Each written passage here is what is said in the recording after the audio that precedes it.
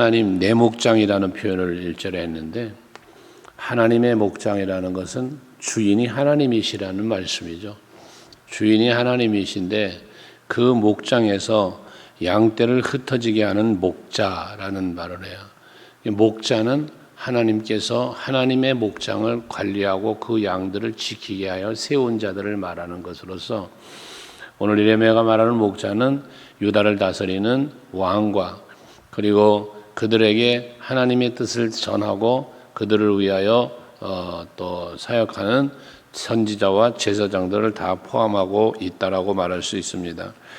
통치자라고도 말할 수 있고 지도자라고 말할 수 있는 바로 이들인데, 저들을 하나님께서 책망하고 있다는 것입니다.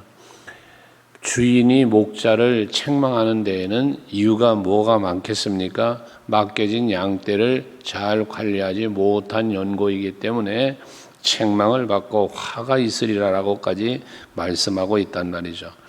근데 이들에 대해서 잘못 관리한 것을 뭐로 표현하고 있냐면 2절에 보면 내 양떼를 저들이 흩었다라는 말을 합니다.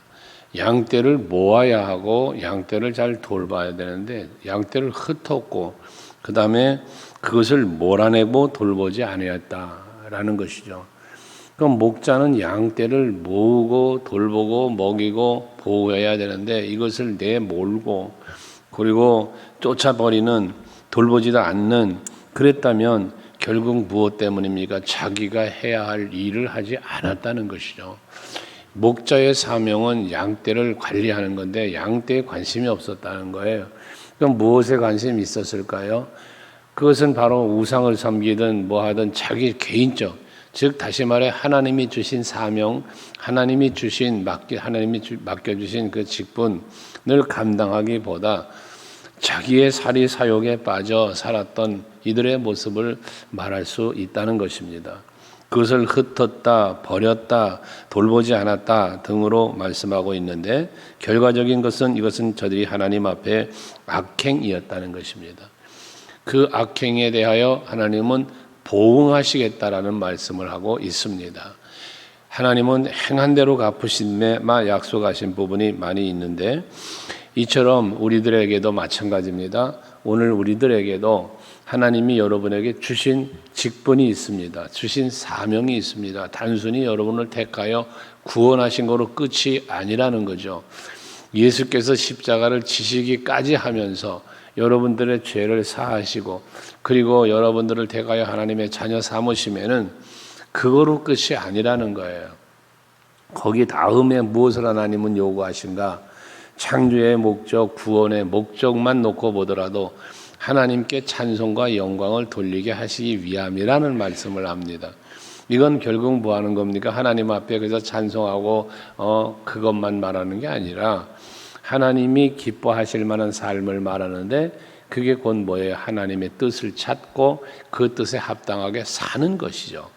하나님이 기뻐하심은 여러분 우리들의 입술의 고백인 찬양도 기뻐하시지만 하나님이 기뻐하시는 가장 큰 기쁨은 믿음으로 순종하는 거니까 그 뜻을 찾고 그 뜻을 이루어가는 것이 가장 큰 하나님의 영광이 되고 또한 하나님의 기쁨이 된다는 사실을 우리는 알아야 되는 거예요.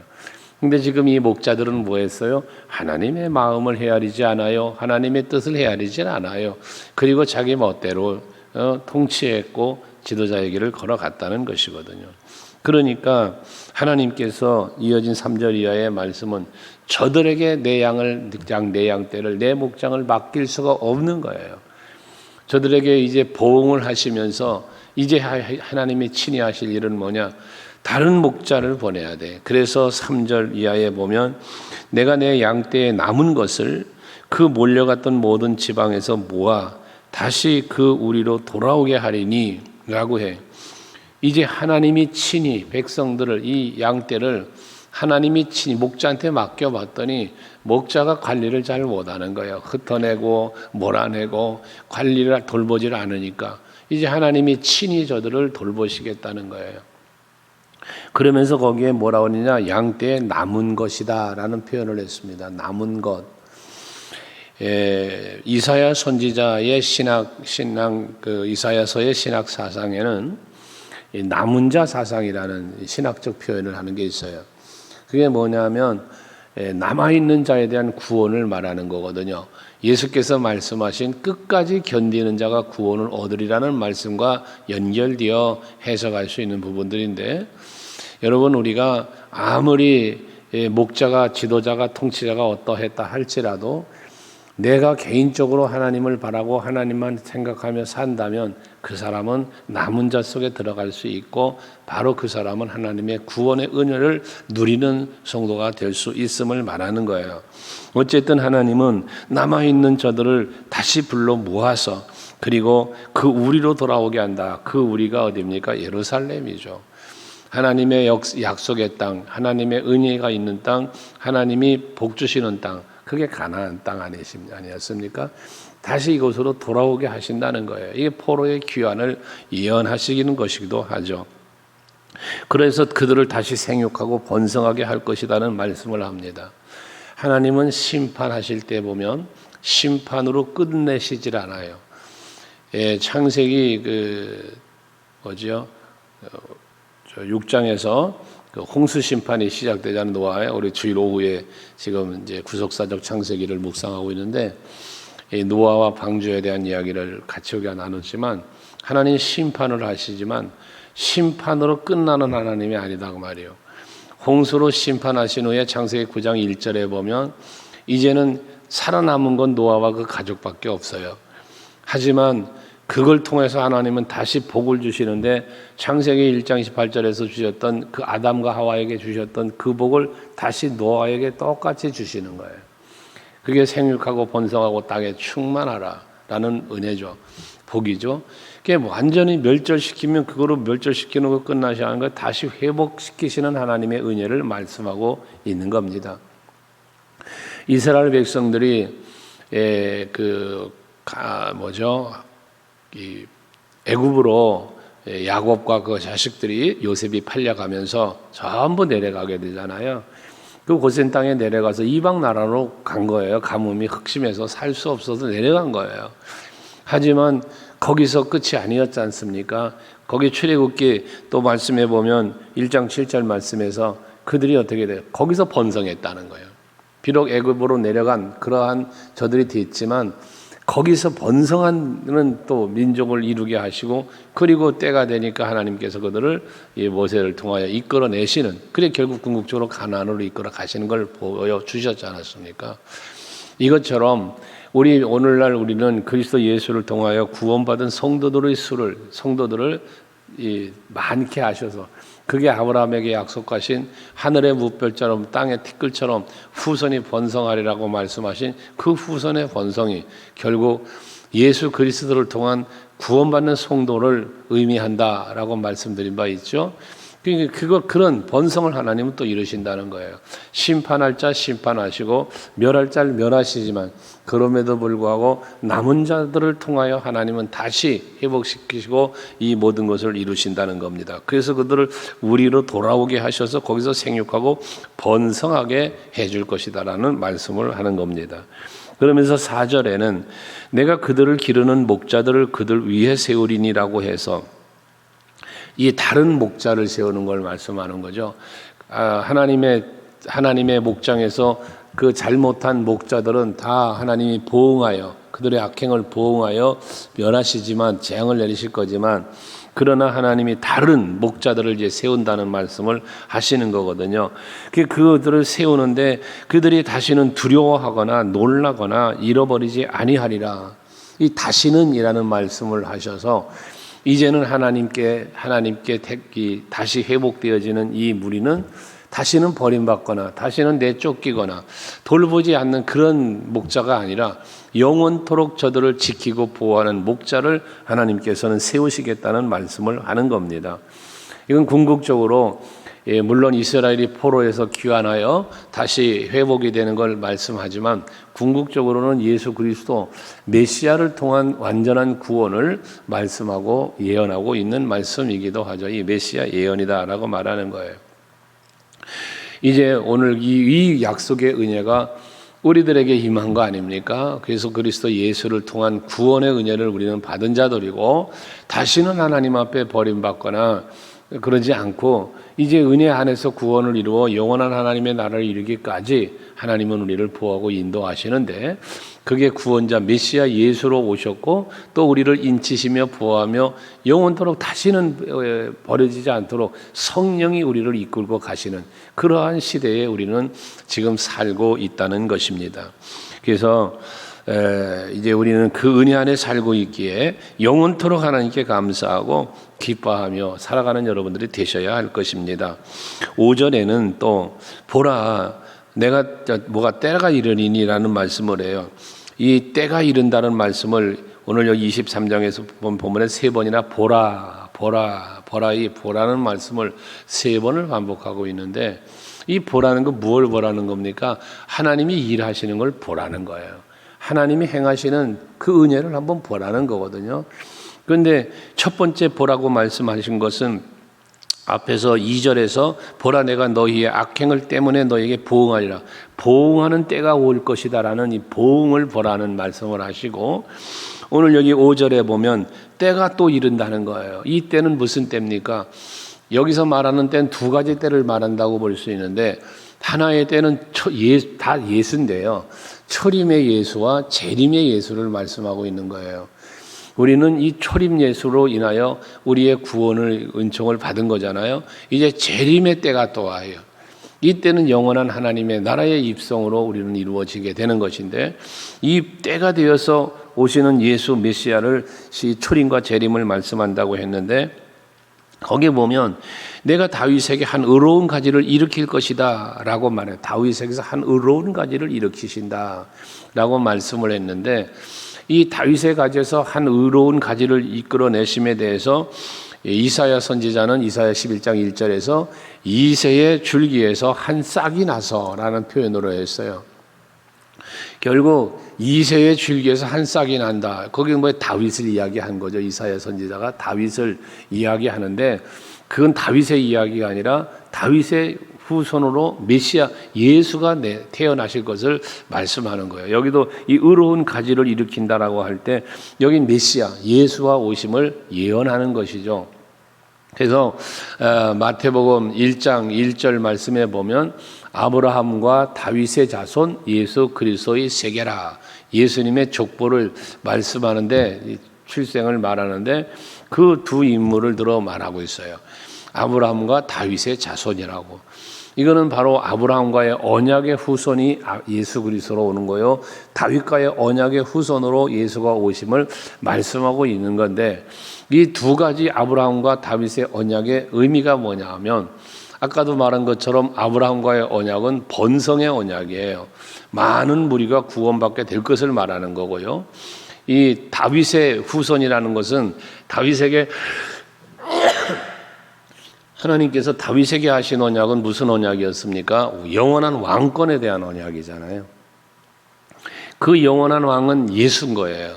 그래서 아브라함과 다윗의 후손이라는 것은 바로 언약의 왕으로 언약의 성취에 주로 오시는 예수를 말할 때 그렇게 표현했다는 것입니다.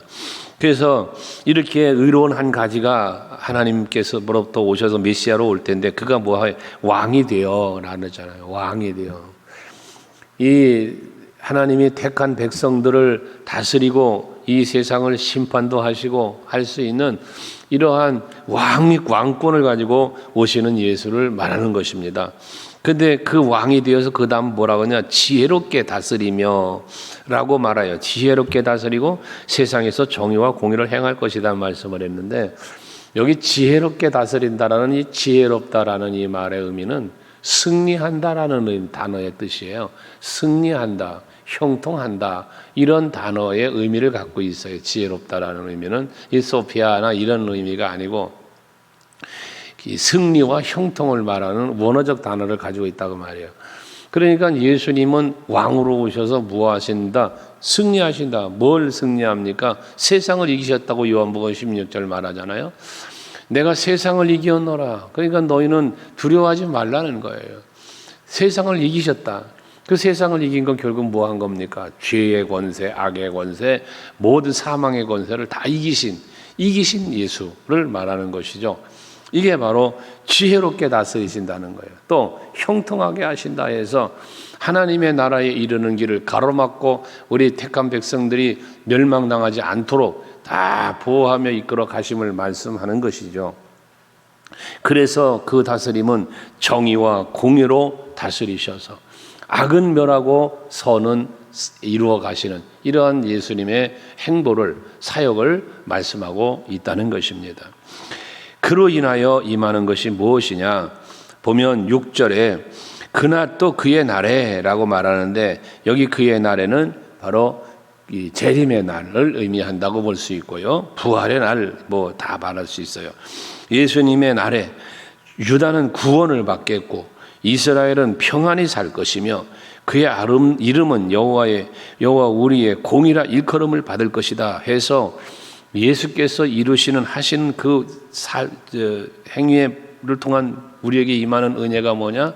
구원, 평안, 공의가 임하는 거예요. 이 공의는 뭐라 말합니까? 공의는 바로 사랑인 거예요. 사랑. 공의가 사랑이 돼요. 이건 간혹 말씀드린 내용인데, 왜 공의가 사랑이냐? 죄를 멸하시는 하나님이에요. 죄의 삭은 사망인 거예요. 그래서 우리들은 죄 때문에 다 죽은 자들이에요. 하지만 그 공의로우신 하나님, 죄를 심판하시는 그 하나님이 예수 십자가의 죽으심으로 죄값을 지불하신 거예요. 우리에게 대신 속죄라는 거잖아요. 우리의 죄값을 대신 지불하신 거란 말이에요. 이게 사랑이에요. 그래서 말하지만 우리가 하나님의 사랑을 말할 때 자칫 잘못 생각해 보면 공의를 빼낸 사랑을 이야기할 수가 있어요.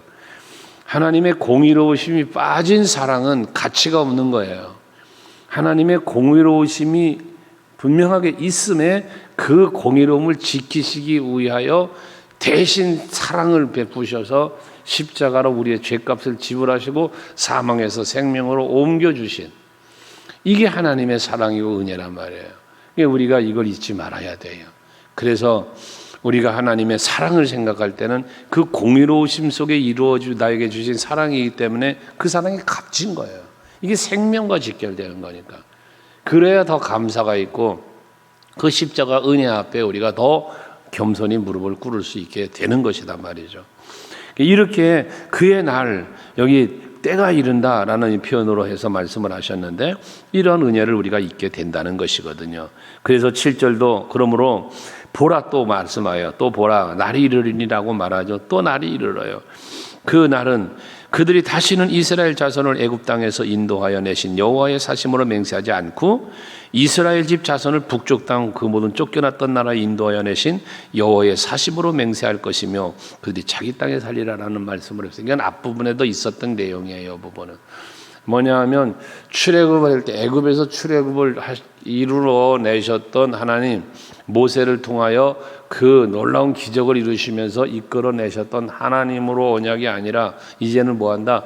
북쪽 땅 북이스라엘이 아수르로, 또 유다가 남유다로 바벨론으로 포로로 잡혀갔던 그들이 이젠 다시 돌아오게 된다는 이야기를 하는 거예요. 그렇게 돌아오게 하신 하나님의 이름을 들고 언약을 하며 맹세하며 그들이 살게 될 것이라는 거예요. 이건 뭘 얘기한가 하면 과거의 하나님, 역사 속의 하나님으로가 아닌 현재, 지금으로서의 하나님, 현실 속에서 역사하시는 하나님을 두고 맹세하며 누리며 삶을 살게 될 것을 말한다 그 말이거든요. 그러니 여러분, 성경에서 말씀하고 있는 하나님이 계시죠. 성경에서 말씀하고 있는 역사적 하나님이 계세요. 언약의 하나님이 계신 거예요. 근데 이 하나님이 적용을 한다면 어떻게, 오늘 여러분의 삶의 현장에 여기에 언약하시고 여기에 역사하시고 많은 기적과 이런 모든 걸 이루신 그 전능하신 하나님, 공의의 하나님, 사랑의 하나님이 여러분 오늘을 사는 삶의 현장에 오셔서 여러분들을 위하여 오늘 일하신다는 거야. 오늘. 그러니 우리는 날마다 하나님의 은혜 속에 살게 되는 거다 말이에요. 그 일하시는 하나님 그랬잖아요. 하나님은 일을 하시는 거예요. 언제? 지금. 과거에도, 지금도, 앞으로, 미래도. 모든 과거와 현재와 미래를 전체를 통찰하시면서 일하시는 하나님 누구를 위하여? 하나님 본인의 영광을 위하여, 우리들을 위하여, 여러분 위하여 일하시는 하나님이시다 말이죠. 그 일하심 때문에 오늘 우리는 아침에 건강하게 잠에서 깰 수 있었고, 그 일하심 때문에 오늘 우리가 이 성전에 나와 예배할 수 있는 거고, 그 일하심으로 우리는 기도하고 응답도 받고 보호받으며 복된 삶의 자리로 살아가게 되는 것이거든요. 그렇게 저들이 인도함을 받아서 하나님의 그 사심을 두고 맹세하면서 그들이 자기 땅에 살리라. 남의 땅으로 포로 잡혀가 사는 게 아니라 자기 땅에서 산다. 여기 말하는 자기 땅은 하나님이 주신 기업을 말하는 거죠. 약속의 땅 가나안을 말하는 거죠. 이런 하나님의 은혜 속에 산다는 거죠. 하나님의 언약 속에 살게 된다는 거예요. 이게 자기 땅이에요. 하나님이 주신 땅. 그래서 그들의 기업이 되어진 땅. 이걸 말하니까요. 오늘을 살아가는 여러분의 삶의 현장이 하나님이 여러분에게 허락하신 은혜의 땅, 여러분이 하나님이 보호해 주시는 그러한 또한 축복의 땅, 그러한 삶이 오늘도 여러분에게 이루어질 수 있기를 주의 이름으로 축복합니다.